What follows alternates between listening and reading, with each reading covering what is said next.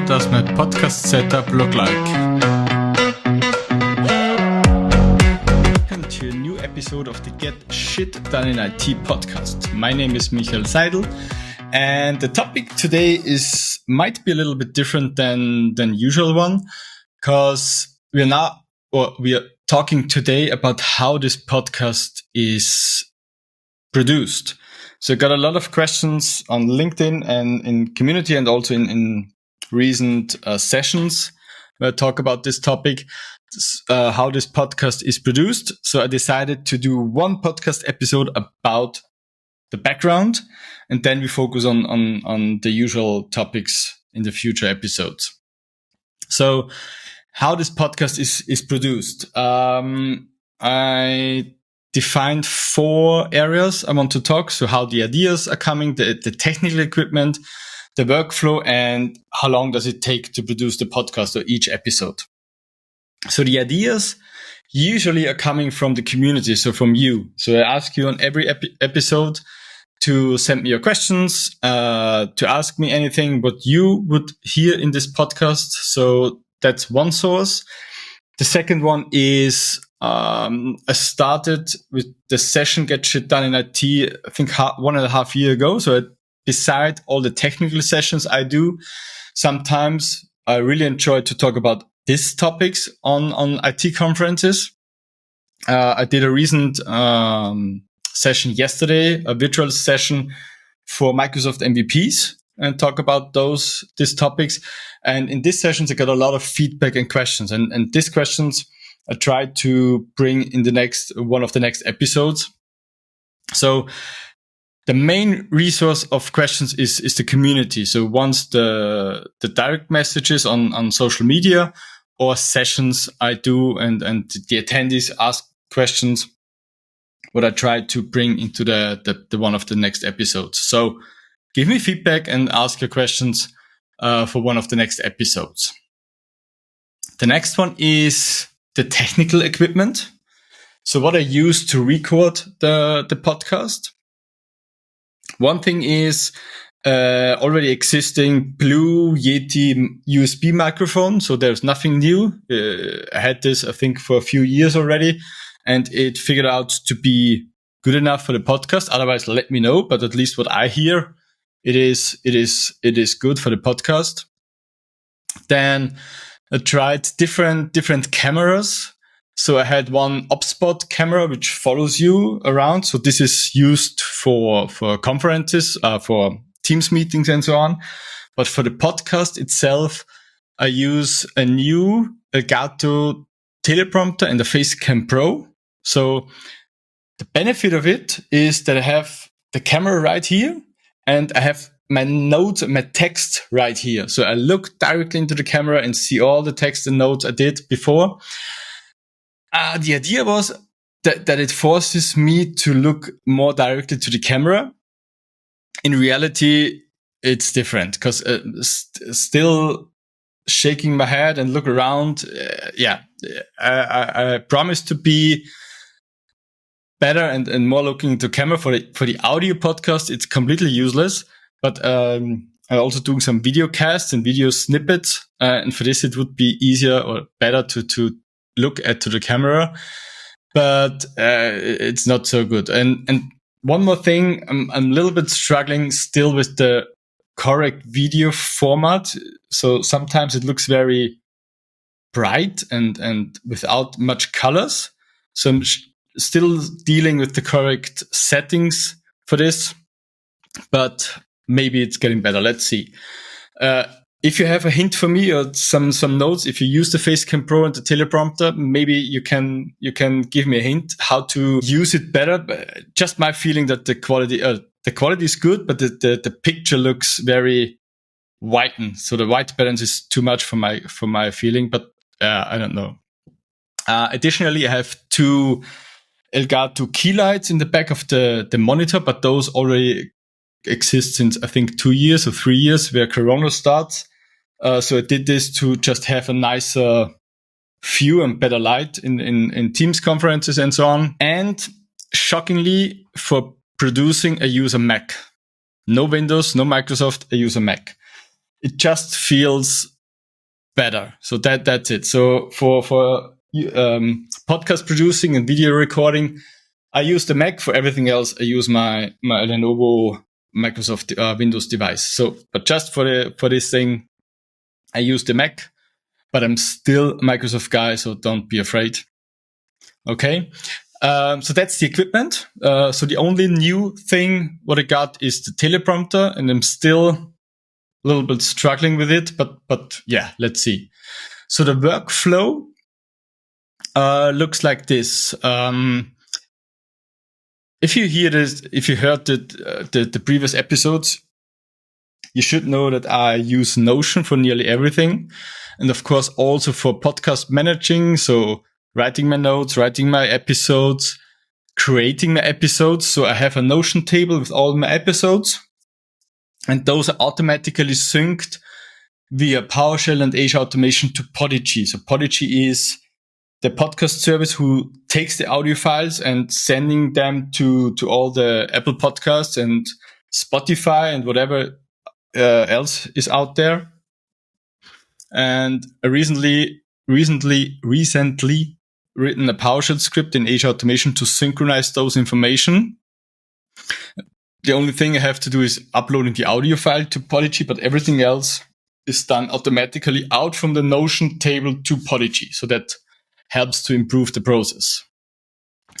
The recording is done on Riverside. So Riverside is a cloud solution to record the audio and video session. After the recording, they're also using AI to improve the audio, improve the video, cut out some ass and bleh, and something like this. And then I use Adobe Audition to finish the audio podcast. So in Adobe Audition, I have a template with the intro and the outro. Just drop in the audio file. I speak my leading question, what you hear in the intro audio, and then the audio podcast is finished. Then the video recording, the English one, is used with Opus Clip to produce those short social media videos. So Opus Clip is taking the whole video recording and using AI to get the interesting parts and producing all the videos with the text and everything.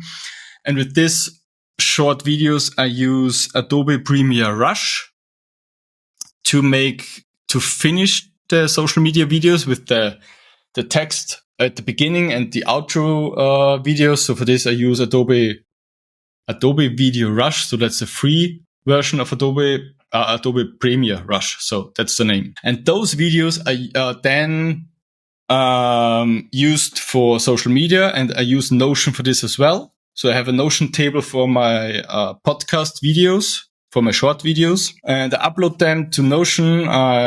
Notion is helping me with AI to produce the social media text and the tags and everything else.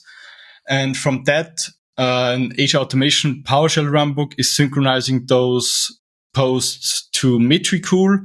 And Metricool is taking care to publish them on different social media platforms like LinkedIn, Instagram, TikTok, Twitter, and YouTube. Okay. But everything is done in Notion. So that's the workflow. So from the recording to the post and pre-production to social media, that's the workflow.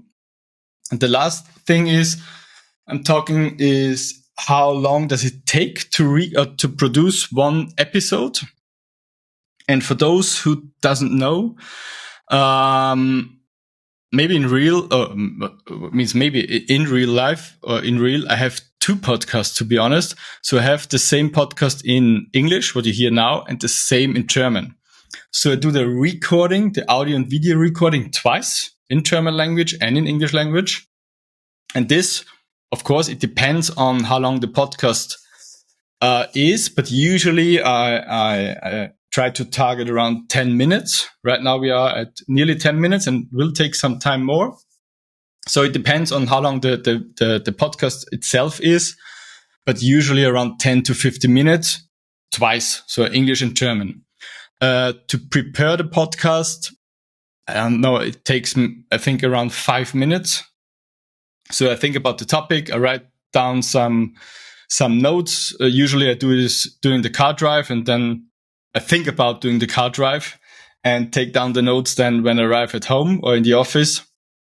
So usually it takes 5 minutes to prepare a podcast and the points I want to talk about. And then preparing the audio. So Riverside is then taking care about the audio and audio quality and everything else. But I need to listen, I need to check, I need to write the description, the tags, everything what you see in Adobe, in Apple Podcast or Spotify, the description, everything is done by Riverside, but I need to copy paste it, everything to Notion to be synced. And I need to prepare the audio in Adobe Audition. This takes usually per a double episode, like I said, English and German, I think around 10 minutes. Okay. And then doing the videos, the short videos, and with Opus Clip, and check all the videos. So Opus Clip usually is providing me 10 to 15 shorter clips of a recording. And those need to be checked if they're useful. Then they need to be planned in Notion. So I put every record in Notion and then plan it for the days or the next weeks, whatever. So this takes additional around 10 minutes. So each separate double episode, so German English, will cost me around 1 hour. It depends a bit on how long the episode takes. I had some shorter episodes, about 8 or 9 minutes. Right now we are 12, so that depends a little bit. But approximately an hour for a double episode for this podcast. Usually, I try to do mass production, so I record 2, 3, or maybe 4 episodes at once. Then it's lowering those time a little bit per episode because I can combine some things. So that helps a bit, but usually it takes up to 50 to 60 minutes for each episode, German and English, both at once. Okay. And I think that's a good time for a podcast. I hear from other podcasters, they take more than double or triple time to produce a podcast for the same audio length. So what you hear, the 10 minutes, the 15 minutes, takes me 60 minutes. But I hear from others that they maybe takes 120 or 3 hours, 2 hours or 3 hours. So I'm fine with that. So there might be some lower improvements on the productivity, but I think I'm good at that, so it's fine for me. And maybe, as I said, a few more minutes to save, but I think there is not so much potential to save on the production. So in the end, 50 to 60 minutes for one double episode of the Get Shit Done in IT podcast. So as I said, I may be writing down all those information in my private or in my technical blog, techguy.at. Maybe in the future, maybe I will also talk about what the equipment costs, so on, but this was not the focus right now, just more about the workflow and how long does it take. So this was the special episode on how this podcast is done. Next episode, we are talking about how to get shit done in IT in the future episode. So give me your questions on LinkedIn, the best, or on other social media platforms, but LinkedIn is the most, that platform I'm most active on. And so at the end, I have to wish you a nice Monday, a happy week, stay productive, and bye-bye.